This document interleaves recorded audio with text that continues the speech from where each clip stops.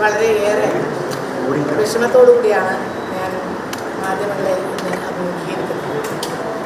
കഴിഞ്ഞ ഒരു 3-4 ദിവസമായിട്ട് കേരളത്തിലും മലയാളം അറിയാവുന്ന എല്ലാവരെയും വിശ്വസിപ്പിക്കാൻ വേണ്ടിയായിരിക്കണം എനിക്കെതിരെ വളരെ തെറ്റായ, അടിസ്ഥാനരഹിതമായ, അസംബന്ധമായ വാർത്തകൾ ജനം ടി വിയുടെ ഭാഗത്തു നിന്ന്, അതിനുശേഷം കർമ്മ, അതിനുശേഷം ഭാരത് ലൈവ്, ഇതെല്ലാം കഴിഞ്ഞതിന് ശേഷം ഞങ്ങളുടെ കണ്ണൂർ ജില്ലയിലുള്ള ഒരു സായാഹ്ന പത്രം സുദിനം, ഞാൻ ഇത്രയുമാണ് എനിക്ക് അയച്ചു തന്നത്.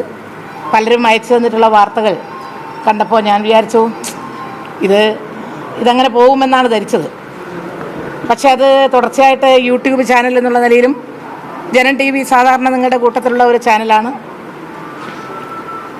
അവ ഇങ്ങനെ അത് അടിക്കടി വന്ന് വീണ്ടും എൻ്റെ നാട്ടിൽ നിന്ന് പ്രത്യേകിച്ചും ഇത് അടിയന്തരമായിട്ട് ഇതിനെ സംബന്ധിച്ച് പ്രതികരിച്ചില്ലെങ്കിൽ അത് വലിയ വിഷമം ഞങ്ങൾക്കൊക്കെ തോന്നുന്നുണ്ട്. ഞാൻ വിചാരിച്ചത് കുറേ യൂട്യൂബ് ചാനലുകൾ എനിക്കെതിരെ ഒരുപാട് വാർത്തകൾ വരാറുണ്ട്. പക്ഷേ ഞാൻ കഴിഞ്ഞ 2 ദിവസം മുൻപ് തന്നെ ഇതിനെതിരെ കേസ് കൊടുക്കാൻ ആവശ്യമായിട്ടുള്ള ഇതിൻ്റെ വസ്തുതകളൊക്കെ ശേഖരിച്ചുകൊണ്ട് വീഡിയോ, അതുപോലെ സുദിന പത്രത്തിൻ്റെ കോപ്പി, ഇതൊക്കെ ശേഖരിച്ചുകൊണ്ട് ഞാൻ കേസ് കൊടുക്കുന്നതിന് വേണ്ടി അഡ്വക്കേറ്റിനെ ഏൽപ്പിച്ചു. പക്ഷേ ഇന്നലെയും ഇന്നുമായിട്ട് വീണ്ടും നിരവധി പേർ എനിക്ക് ആ ചാനൽ അയച്ചു തന്നു. പ്രത്യേകിച്ച് ഭാരത് ലൈവ്, ജനം, കർമ്മ, ഇവരുടെയൊക്കെ വീഡിയോ അയച്ചു തന്നു. അതിൽ പറയുന്നത് ഏതോ ഒരു PR കൃഷ്ണൻ എന്ന് പറയുന്ന MLA ഉണ്ടത്രേ, ആ വ്യക്തിയുടെ ഭാര്യ ആയിട്ട് ഞാൻ അഭിനയിച്ച് നിയമസഭയിൽ MLA എന്നുള്ള നിലയിൽ കിട്ടേണ്ടുന്ന ഫാമിലി പെൻഷൻ ഞാൻ വാങ്ങുന്നു.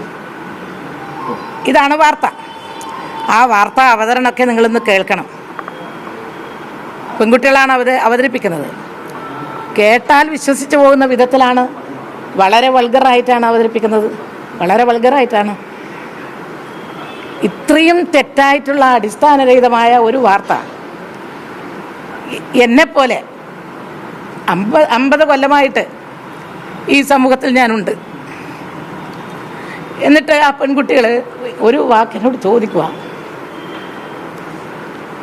ഇല്ല. ആരെങ്കിലും ഇങ്ങനെയുണ്ടെന്നുണ്ടോ? ഇല്ല.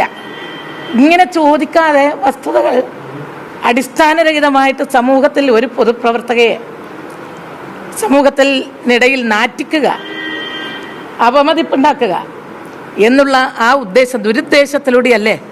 അല്ല ഇതിൻ്റെ പിന്നിൽ എനിക്കെതിരായ രാഷ്ട്രീയ ശത്രുക്കൾ ആരെങ്കിലും ഉണ്ടോ? കാരണം ഒരുപാട് തവണ പല ഘട്ടങ്ങളിലായിട്ട് ഇത്തരത്തിലുള്ള തെറ്റായിട്ടുള്ള വാർത്തകൾ എനിക്കെതിരെ വന്നിട്ടുണ്ട്. ഞാൻ ഉദാഹരണം നിങ്ങൾക്കൊക്കെ അറിയാം, ഒരുപാട് കാലം ഞാൻ കമൻറ്റ് എനിക്കെതിരെ പലരും വളരെ വൃത്തികെട്ട രീതിയിൽ കൊണ്ടുവരാറുണ്ട്. തീവ്രത ഞാൻ ഉപയോഗിച്ചൊരു വാക്കല്ല.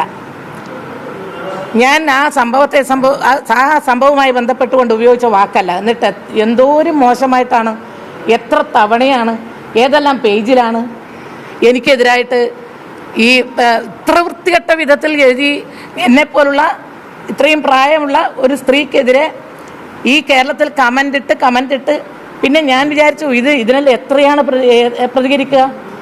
ഒരു തവണയല്ല 2 തവണ ഞാൻ കേസ് കൊടുത്ത ഒരു തവണ BJPയുടെ നേതാവ് ഗോപാലകൃഷ്ണൻ പരസ്യമായിട്ട് മാപ്പ് പറഞ്ഞു. അത് തെറ്റിപ്പോയി.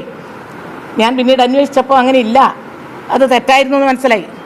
അന്തരിച്ചു പോയ ബഹുമാന്യനായ എൻ്റെ സഹപ്രവർത്തകനായിരുന്നു നിയമസഭയിൽ PT തോമസ് എറണാകുളം പ്രസ് ക്ലബ്ബിൽ വെച്ച് ഒരു പത്രസമ്മേളനം നടത്തി പറഞ്ഞു, കോവിഡ് കാലത്ത് എൻ്റെ മകന് ഓക്സിജൻ പ്ലാന്റിൽ നിന്നും ആ ഓക്സിജൻ പ്ലാന്റിൽ ഉൽപ്പാദിപ്പിക്കുന്ന ഓക്സിജൻ കരിഞ്ചന്തയിൽ വിൽക്കാൻ വേണ്ടി പൂഴ്ത്തിവെച്ചിരിക്കുകയാണെന്നും അങ്ങനെ നിരവധി കുഞ്ഞുങ്ങൾ മരിക്കുകയാണെന്നും എല്ലാമുള്ള വാർത്ത വെറുതെ പറഞ്ഞതല്ല. പത്രസമ്മേളനത്തിൽ എറണാകുളം അതിൻ്റെയൊക്കെ കോപ്പി നിങ്ങളൊക്കെ കണ്ടിട്ടുണ്ടാവും.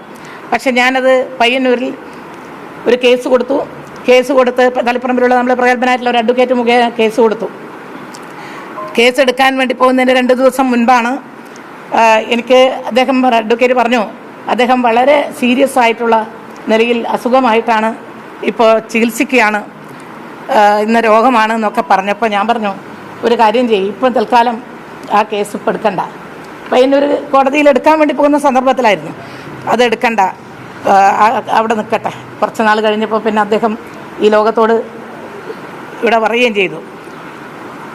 എന്തടിസ്ഥാനത്തിലാണ് അങ്ങനെ ഒരു എൻ്റെ മകനെ ഒരു പ്ലാന്റ് പോയിട്ട് എന്തെങ്കിലും ഒരു വസ്തുതയുടെ പുലബന്ധം പോലും ഉള്ളതല്ലേ? ഇങ്ങനെ ഒരു എം എ ഒരു വലിയ സ്ഥാനത്തിരിക്കുന്നു, അദ്ദേഹം MP ആയിരുന്നു, എൻ്റെ സഹപ്രവർത്തനായിരുന്നു, MLA ഹോസ്റ്റലിൽ ഞങ്ങളുടെ അപ്പുറത്തും ഇപ്പുറത്തും റൂമിലായിരുന്നു. എന്നിട്ട് പോലും എന്നോടൊന്നും ചോദിക്കാതെ എൻ്റെ മകന് ഓക്സിജൻ പ്ലാന്റ് ഉണ്ട്. അതുപോലെ ഒരു വാർത്ത ഏതോ ഒരു MLA അങ്ങനെ ഉണ്ടോ എന്ന് എനിക്കറിയില്ല. ഞാൻ ചോദിച്ചു, പാലക്കാട് ആരെങ്കിലും അങ്ങനെ MLA ഉണ്ടോ? ഇല്ല. തൃശ്ശൂരുണ്ടോ? ഇല്ല എന്ന് പറഞ്ഞു. പിന്നെ ആരാണ് ഈ കൃഷ്ണൻ എന്ന് പറയുന്ന ആൾ? എനിക്കറിയില്ല.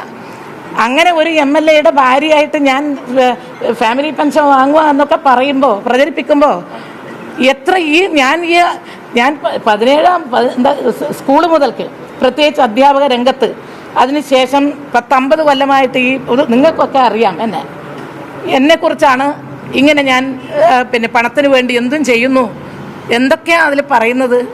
നിങ്ങളെല്ലാം ചെറുപ്പക്കാരാണല്ലോ, നിങ്ങൾക്കെല്ലാം അമ്മമാരുണ്ടല്ലോ, എന്തൊക്കെയാണ് അതിൽ പറയുന്നത്?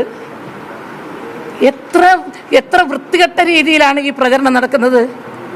അത് ഏതായാലും ഇത്രയും കൊള്ളരുതാത്ത, ഇന്ത്യക്ക് പുറത്തും ലോകത്തിലെമ്പാടുമുള്ള മലയാളികൾ കാണത്തക്ക വിധത്തിൽ ഈ യൂട്യൂബ് ചാനലുകൾ ഉപയോഗിച്ച് എന്നെപ്പോലെ ഒരു വ്യക്തിയെ ഈ രൂപത്തിൽ അധിക്ഷേപിക്കുമ്പോൾ നിങ്ങളാരും പ്രതികരിക്കുക, നിങ്ങളാരും ചോദിച്ചിട്ടുമില്ല, എന്നോട് ആരും ചോദിച്ചില്ല ഇതുവരെ എന്താണ് വസ്തുത. ഏതെങ്കിലും ഒരു പത്രക്കാരൻ അല്ലെങ്കിൽ ഒരു മാധ്യമ പ്രവർത്തക എന്നോട് ചോദിക്കുമെന്ന് ഞാൻ വിചാരിച്ചു ഈ കഴിഞ്ഞ 2-3 ദിവസം. ആരും ചോദിച്ചില്ല. പിന്നെ എനിക്ക് പറയാതിരിക്കാൻ പറ്റുന്നില്ല. അതുകൊണ്ടാണ് ഞാൻ ഇന്ന് നിങ്ങളുടെ മുൻപാകെ വന്നത്.